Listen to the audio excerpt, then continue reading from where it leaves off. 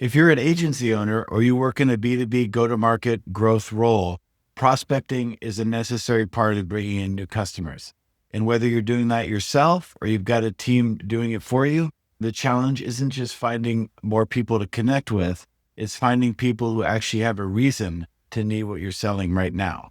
Most prospecting is built around finding people who need your service, building a giant list, sending a ton of cold emails or DMs, hoping you catch somebody at the right time.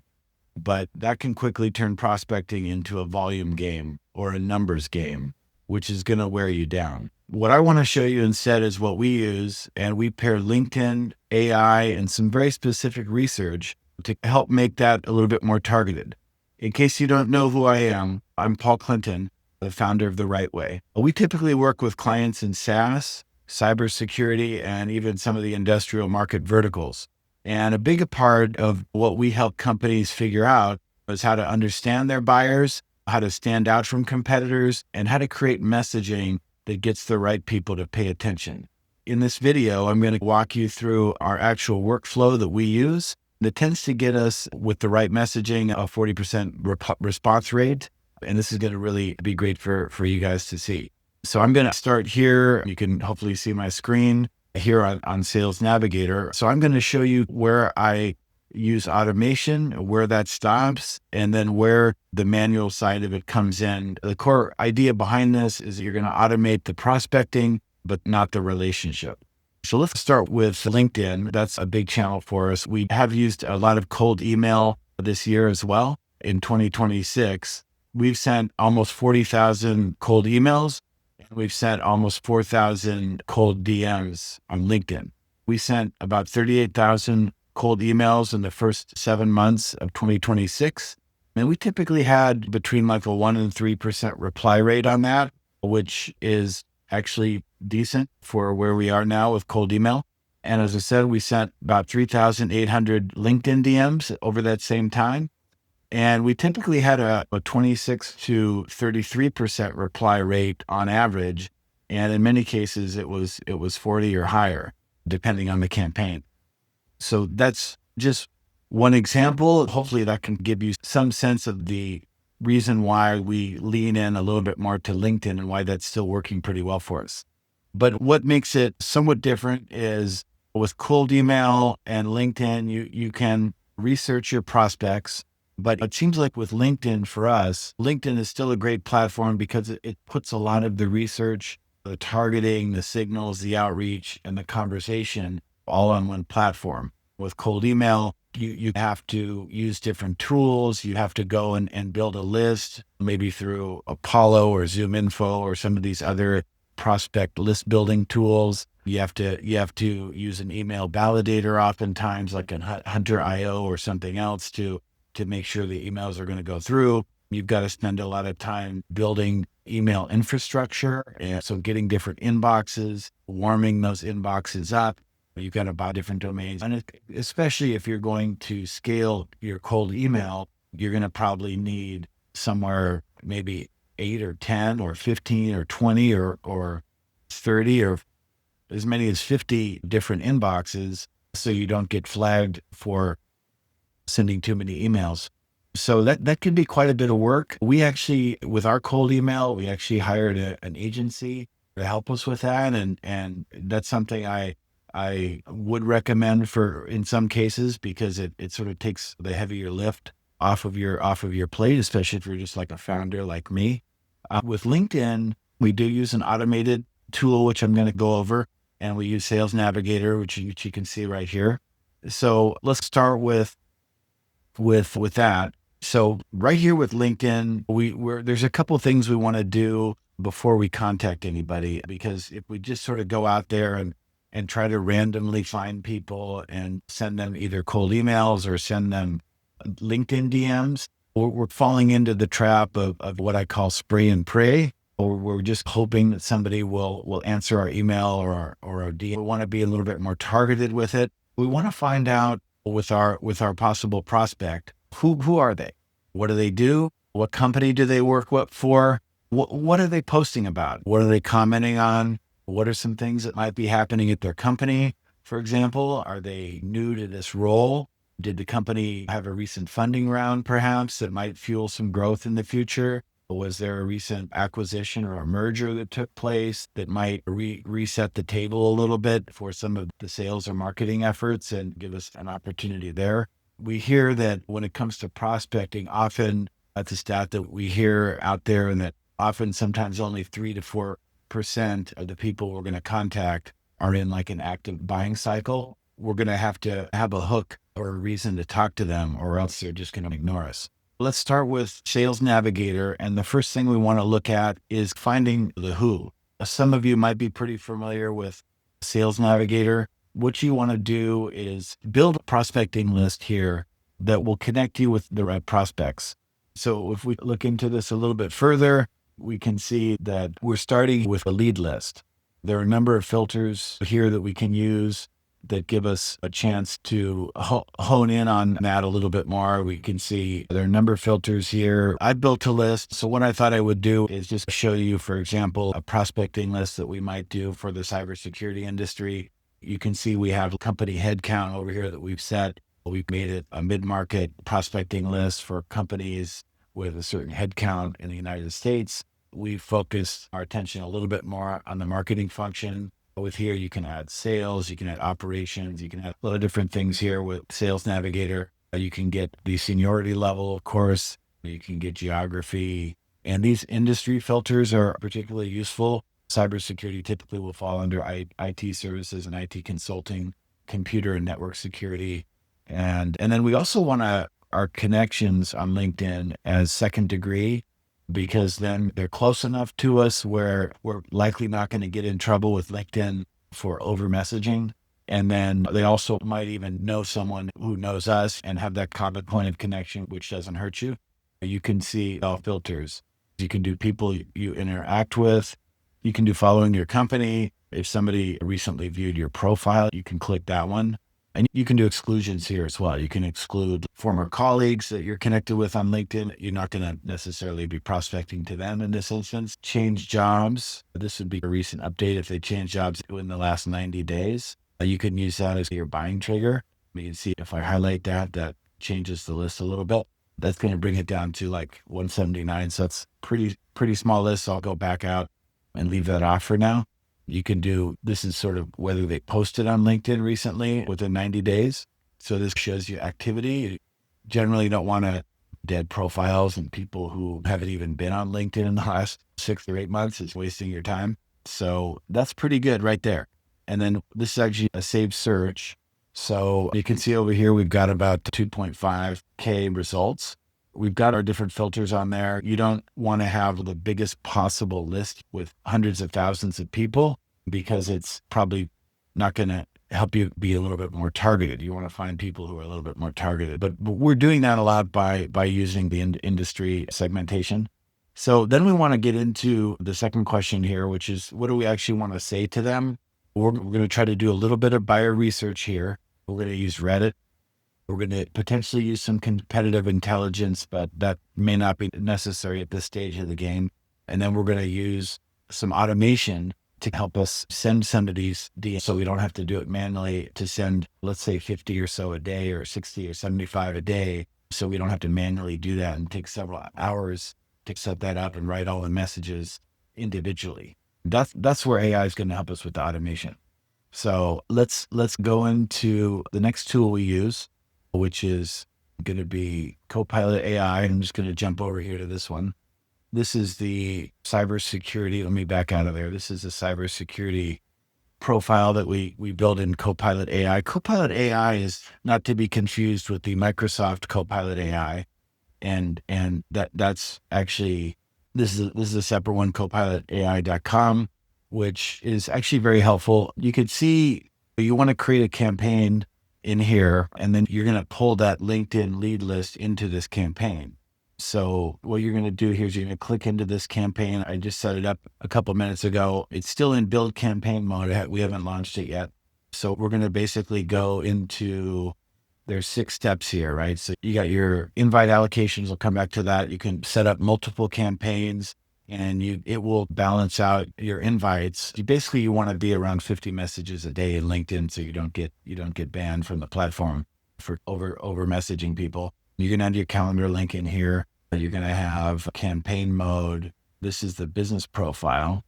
So this is kind of stuff. These are things you can kind of set up. You set up your business profile in a summary here that says what you do. You can get AI to automate some of this, but here's what I make sure is turned off: the reply agent.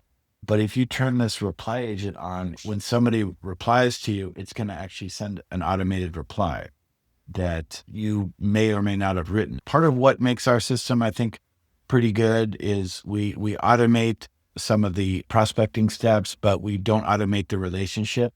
People can sniff out AI messaging quite a bit nowadays. And so we want to make sure that the human in the loop comes into it when they reply.